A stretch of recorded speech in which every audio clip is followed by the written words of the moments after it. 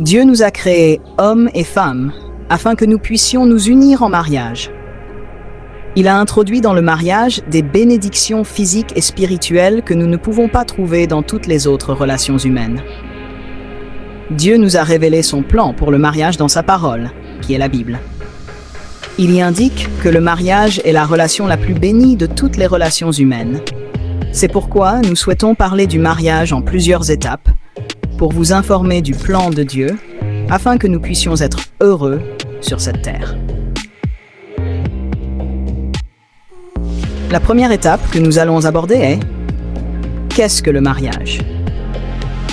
Pour répondre à cette question, nous allons la subdiviser en 5 leçons pour faciliter votre compréhension. Chaque vidéo contiendra une leçon bien détaillée. La première leçon s'intitule « D'où vient l'homme avant de parvenir au mariage ?» Je suis heureux de voir que vous avez envie d'étudier le plan de Dieu pour le mariage. Avec cette intention, je dois vous dire que vous êtes une bénédiction de Dieu. Dieu bénit toujours ceux qui obéissent à sa volonté. Comme nous venons de le dire pour répondre à la question « Qu'est-ce que le mariage ?» Nous allons commencer notre séquence par la leçon intitulée « D'où vient l'homme avant de parvenir au mariage ?» Dans cette leçon, nous allons étudier les principes fondamentaux du mariage. Ces principes se trouvent dans le plan du mariage depuis le commencement du monde. Lorsque Dieu a créé le monde, il a utilisé les éléments de base, qui sont l'eau et la terre, selon Genèse 1, verset 9. Ensuite, il a créé les êtres vivants. Il a commencé par les formes de vie les plus simples avant de passer aux formes plus complexes. La dernière chose qu'il a créée, c'est l'être humain. Genèse 1, verset 26.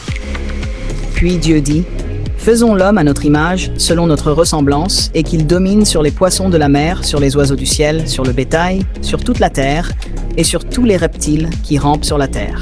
Ce verset nous apprend que Dieu a créé les êtres humains à sa propre ressemblance et leur a donné l'autorité de dominer sur sa création.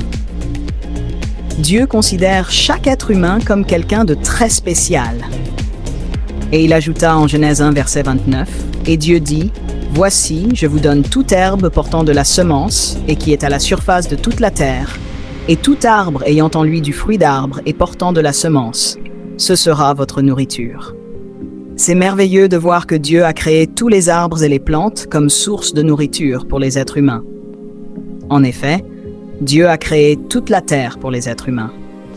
Dieu ne donne pas seulement aux êtres humains une source de nourriture, mais il les bénit également.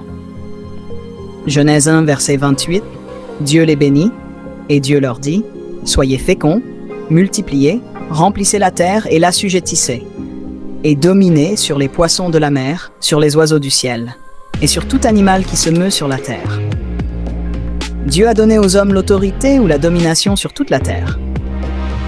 La terre est la création spéciale de Dieu pour la bénédiction des êtres humains. Dieu a créé les êtres humains à son image spirituelle, afin qu'ils soient comme lui et capables de dominer sur la terre. La Bible nous dit, Dieu créa les êtres humains à son image. Il les créa hommes et femmes. C'est donc Dieu qui nous a créés hommes et femmes. Nous savons que Dieu n'est ni homme ni femme. Dieu est esprit. Il n'est pas un être humain, selon Jean 4, verset 24. Nous avons été créés pour ressembler à Dieu spirituellement, tout en ayant un corps physique. Nous avons donc deux natures, une nature physique et une nature spirituelle. Nous pouvons jouir des bonnes choses de la terre physique à cause de notre nature physique, et nous pouvons aussi jouir d'une amitié avec Dieu grâce à notre nature spirituelle. En Genèse 1, verset 31, il est écrit « Dieu vit tout ce qu'il avait fait, et voici, cela était très bon. » L'architecte de l'univers, à savoir Dieu, a constaté que ce qu'il avait créé était bon. Les êtres humains étaient sa création spéciale parce qu'ils étaient à la fois des êtres spirituels et physiques. Leur nature spirituelle leur permettait de mieux profiter de leur nature physique. En Genèse 2, verset 18, il est dit « L'Éternel Dieu dit, « Il n'est pas bon que l'homme soit seul, je lui ferai une aide semblable à lui. » À travers ce verset, nous voyons qu'Adam, le premier homme, avait besoin d'un partenaire qui conviendrait à sa nature physique et spirituelle. Il avait besoin de quelqu'un capable de partager ses sentiments et ses désirs. Il avait besoin de quelqu'un qui lui ressemblait, mais qui était différent. Genèse 2, versets 20 à 22, Verset 20. Et l'homme donna des noms à tout le bétail, aux oiseaux du ciel et à tous les animaux des champs. Mais pour l'homme, il ne trouva point d'aide semblable à lui. Verset 21. Alors l'Éternel Dieu fit tomber un profond sommeil sur l'homme qui s'endormit. Il prit une de ses côtes et referma la chair à sa place. Verset 22. L'Éternel Dieu forma une femme de la côte qu'il avait prise de l'homme, et il l'amena vers l'homme.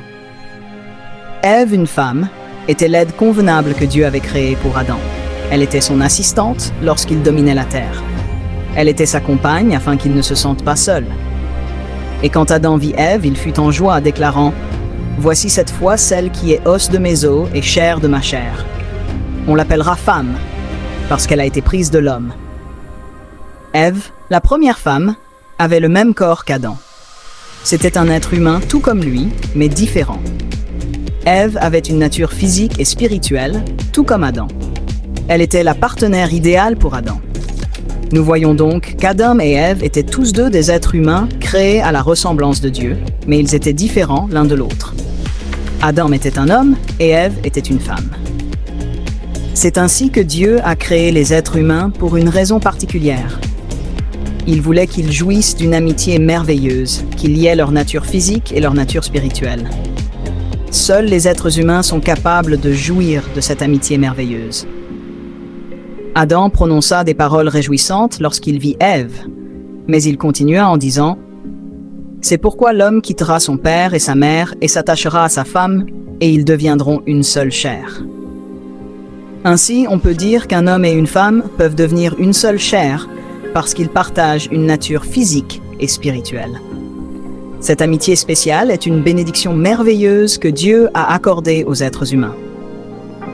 Au cours des leçons suivantes, nous allons voir ce que signifie un seul être ou une seule chair. Soyez donc assurés que Dieu nous a bénis lorsqu'il nous a créés hommes et femmes. Dieu nous a créés hommes et femmes afin que nous ayons une amitié merveilleuse et spéciale. Cette amitié spéciale s'appelle le mariage.